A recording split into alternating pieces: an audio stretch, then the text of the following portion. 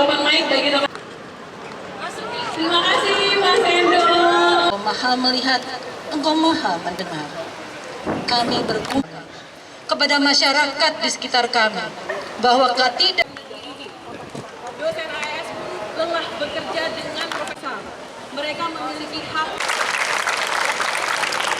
Baik, terima kasih teman-teman semua. Sebelum kita akhiri, saya kira tadi kampus harus mencari cara untuk menutupi kebutuhan dan menghasilkan tingginya biaya kuliah di PTN. Pendidikan dan daya saing global, tapi di sisi lain tidak memberikan dukungan finansial dalam konstitusi yang sama.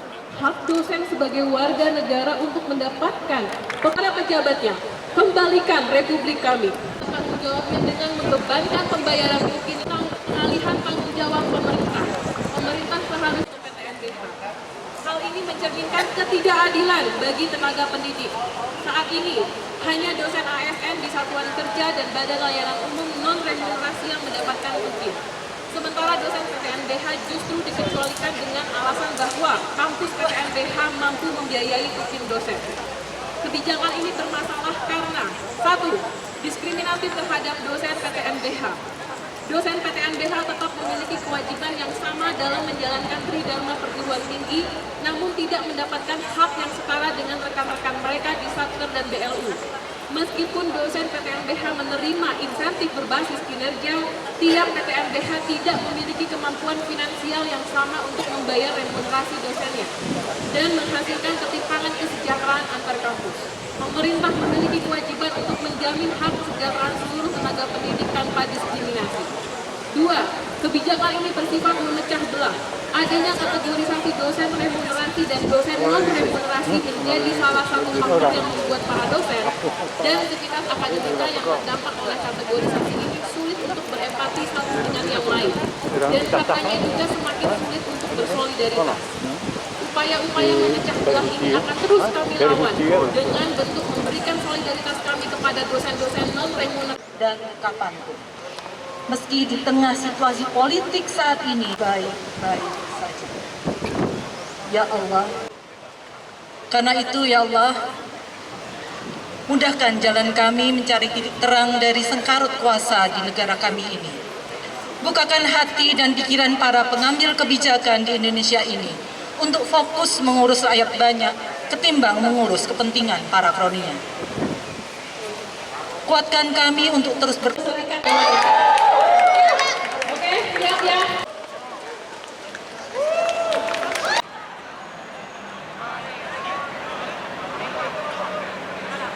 Allah ya Razzaq, bukakan pintu rizki yang luas dan cukupkan rezeki kami dan jadikanlah kami pandai bersyukur kepada sahla illa ma ja'altahu sahla wa anta taj'alul hasna. Bukan feodalisme yang disamarkan.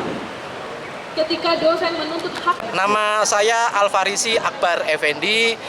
Dengan aksi hari ini tuntutannya sama ya seperti aksi sebelumnya pas kita di Jakarta.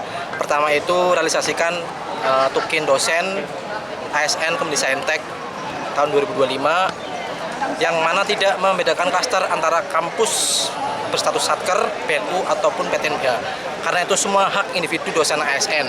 Dan tuntutan kedua itu bayar tukin dari tahun 2020 sampai tahun 2024 yang tidak pernah dianggarkan oleh kementerian sebelumnya. Itu negara lalai atau sengaja lupa, saya kurang tahu, tapi yang jelas tukin dosen ASN itu tidak pernah dibayarkan untuk kita dosen di Kementerian Pendidikan Tinggi. Padahal di kampus lain yang di bawah kementerian misalkan Kemenkumham, terus Kemenak, itu tukin bisa dibayar. Berarti yang nggak dibayarkan hanya di Kemendikti?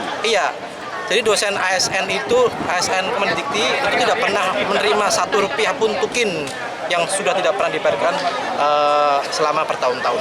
Sejak 2020 ya? Sejak 2020, ya betul. Alasannya Mas?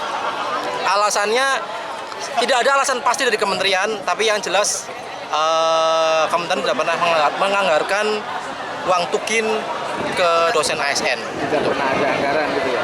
Tidak pernah dianggarkan. Kalau anggarannya mungkin ada ya, kan bisa diusulkan di era APBN atau di susulan anggaran gitu. Mas,